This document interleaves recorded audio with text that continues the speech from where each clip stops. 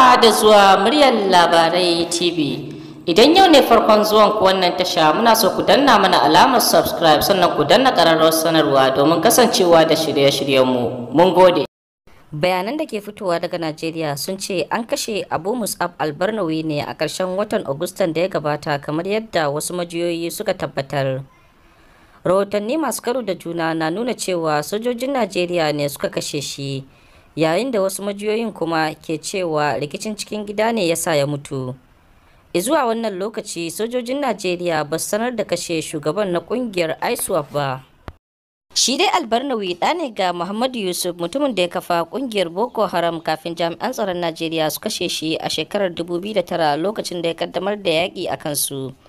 Abin da ya sanadiyar mutuwar akalla mutane sama da 1000 a lokacin.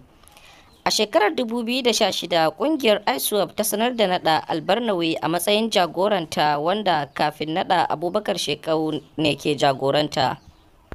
Kafin sauke Shekau daga jagoranci a kungiyar, ya bayyana goyon bayansa ga kungiyar ISIS a watan Maris na shekara 2015, tare da kashe dubban mutane sakamakon kai hare-hare a garuruwa daban-daban da jikkata mutane da kuma lalata kadarori daban-daban. Kawar da shi daga jagoranci a kungiyar a shekara ta 2016 ya ba da damar nada Albarnawi a matsayin sabon shugaban kungiyar.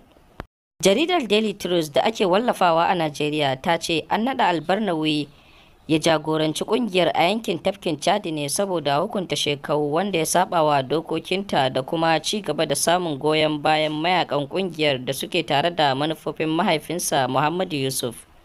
Bayanai sun ce Albarnawi ya mallaki yanki mai girma arewacin jihar Borno, inda ya sanya haraji akan mazauna wurin, yake kuma tara kuɗi sosai daga aikin kamun kifi bayan taimakon da yake samu daga kungiyar ISIS.